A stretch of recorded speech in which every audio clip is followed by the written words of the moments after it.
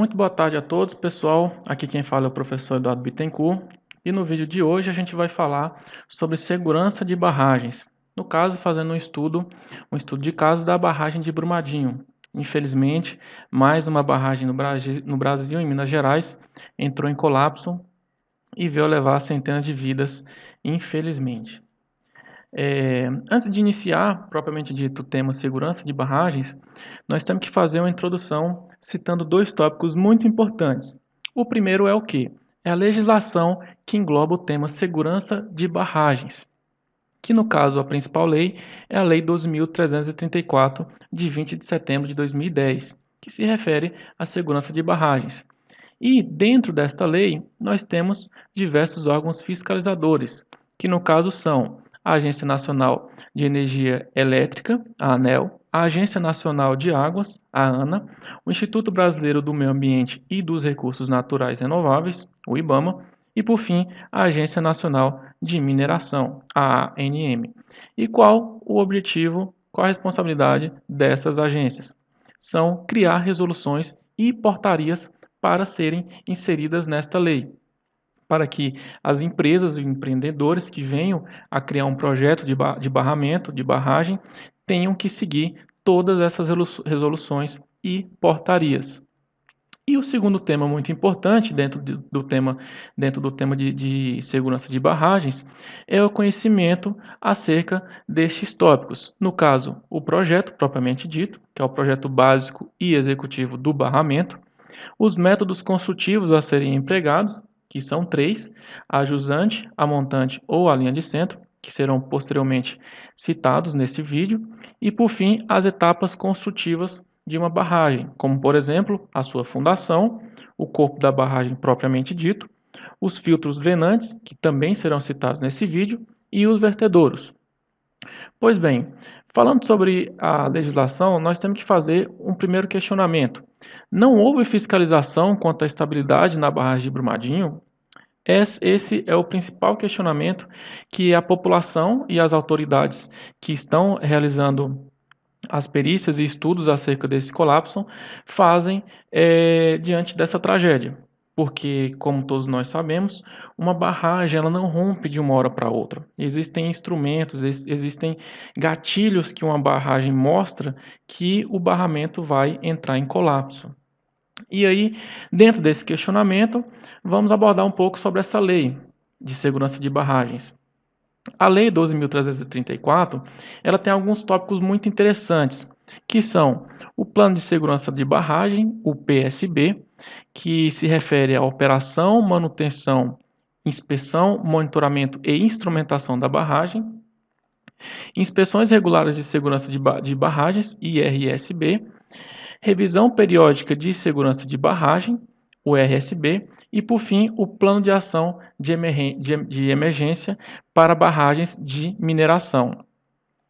Quanto a esses três primeiros tópicos, eles se referem ao seguinte: a empresa responsável pelo barramento, ela tem que tem que criar relatórios técnicos que certificam a estabilidade da barragem. O que isso quer dizer? Quer dizer que o engenheiro responsável pela empresa ou o engenheiro contratado pela empresa, no caso a Vale, por exemplo, contrata uma empresa responsável por realizar esse relatório, tem que ter para demonstrar a estabilidade desse barramento. O que isso quer dizer que o engenheiro técnico responsável pelo relatório, ele afirma ou não que a barragem está estável. E aí vem o primeiro questionamento acerca dos estudos que foram feitos até o momento.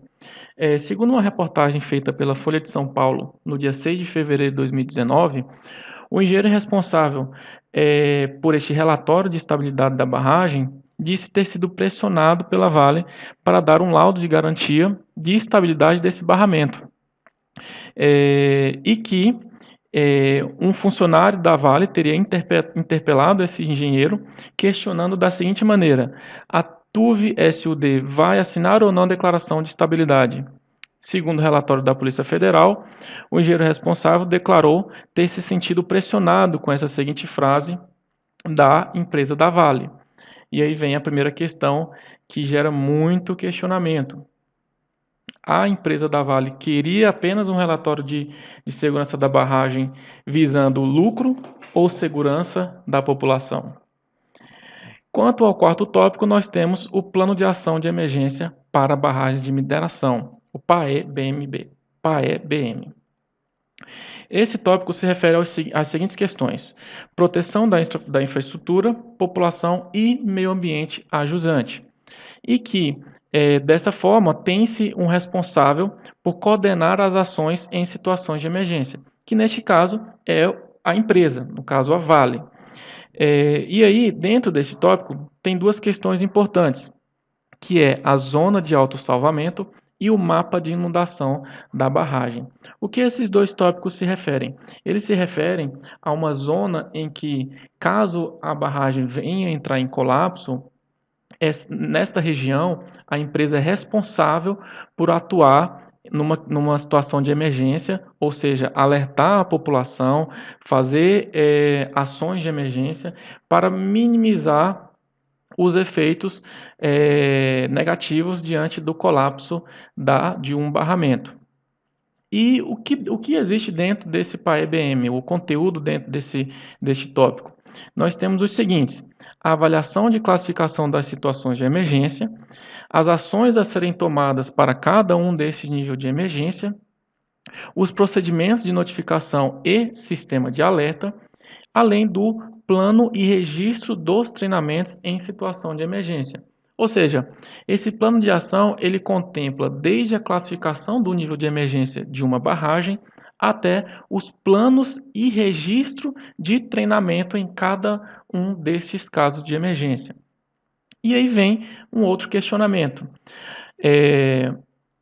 Dentro de cada barragem existem instrumentos obrigatórios que certificam o nível de pressão da água dentro da barragem, que no caso é o chamado piezômetro. Ele verifica a pressão neutra do barramento em diversos pontos do corpo da barragem. É um importante instrumento para verificar o nível da água e a sua pressão que é causada no barramento, que no caso se refere diretamente à estabilidade da barragem. E aí, com esse piezômetro, vence a primeira falha observada pela barragem de Brumadinho. Conforme dados retirados dos estudos feitos até o momento, existiam dados discrepantes nas leituras dos piezômetros no dia 10 de janeiro de 2019. O que isso quer dizer? Quer dizer que mais de 2 semanas antes do colapso, que foi no dia 25 de janeiro, diversos piezômetros demonstraram leituras discrepantes, que no caso seriam alertas de que o barramento está com problema de estabilidade.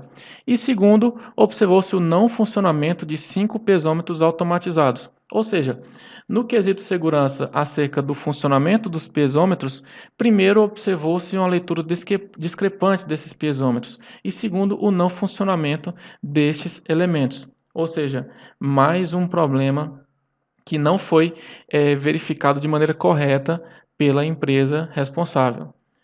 E dentro desse estudo, de acordo com a reportagem da TV Globo, uma troca de e-mails entre profissionais da Vale e duas empresas ligadas à segurança desta barragem, da barragem de Brumadinho, mostraram que 2 dias antes do rompimento já haviam sendo identificados problemas nos sensores responsáveis por monitorar a estrutura, no caso, os piezômetros, e que o engenheiro responsável citou, segundo o relatório da Polícia Federal, que após a confirmação da leitura, caso um filho dele trabalhasse nesse barramento, ligaria imediatamente para o seu filho para que ele evacuasse do local, bem como ligaria para o setor de emergência da Vale responsável pelo acionamento do PAEBM, que é exatamente o Plano de Ação de Emergência de Barragens de Mineração, para tomar as providências cabíveis diante do provável colapso que a estrutura viria a ocorrer.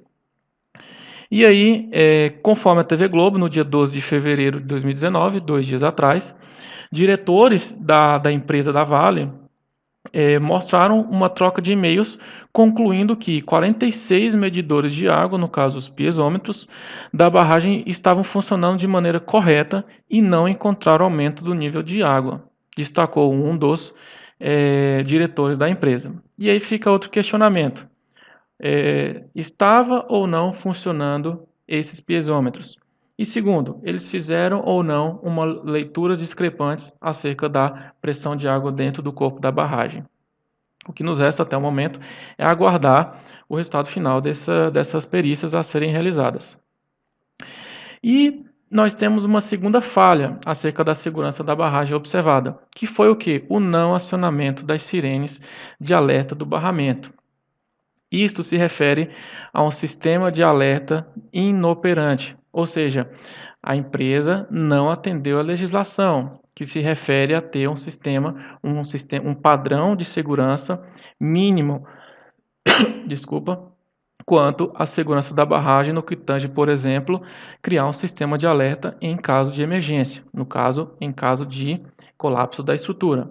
E em cima desse estudo, a Vale diz que as sirenes não foram acionadas por causa da velocidade do deslizamento. Mas é feito outro questionamento. Então quer dizer que a depender do tipo de colapso que a estrutura venha a ocorrer, os instrumentos de alarme não venham a funcionar? Isso é um pouco, isso é no mínimo bem questionável, né? E aí a questão em questões legais, o sistema deve estar em operação e não apresentar falha com o rompimento da barragem, qualquer que seja a classe de perigo desta barragem. E segundo, a sirene não toca o alarme apenas no instante do rompimento da barragem. O que isso quer dizer? Quer dizer que se 5 dias antes de um possível rompimento que a barragem venha a ter, essa sirene também deve tocar. Que no caso foi o que as autoridades estão estudando, porque conforme o que foi observado, 15 dias antes, diversos piezômetros demonstraram dados, leituras discrepantes nos leitores de pressão de água, o que neste caso já poderiam ser acionados situações de emergência e possíveis evacuação da população ajusante dessa barragem. E aí, segundo a BBC News Brasil, no dia 31 de janeiro, conforme um especialista em segurança de barragem, a sirene não é para tocar só quando a barragem cai. A sirene pode tocar quando a coisa começa a ficar crítica, às vezes semanas antes, para as pessoas ficarem em alerta. É como um teatro. Antes do início da peça, há um primeiro alarme, depois de um segundo, até chegar ao alarme final. E que a justificativa da Vale só é plausível se o sistema deles não for de resposta rápida. Ou seja, se eles não tinham um sistema de resposta rápida, quer dizer que eles acreditavam que a estrutura era segura, que o Titanic, entre aspas, não iria afundar. O que é uma situação completamente inexistente, pois toda a estrutura tem a sua probabilidade de entrar em ruína e as suas devidas ações de emergência devem existir e serem acionadas no momento que venha a ocorrer um possível colapso.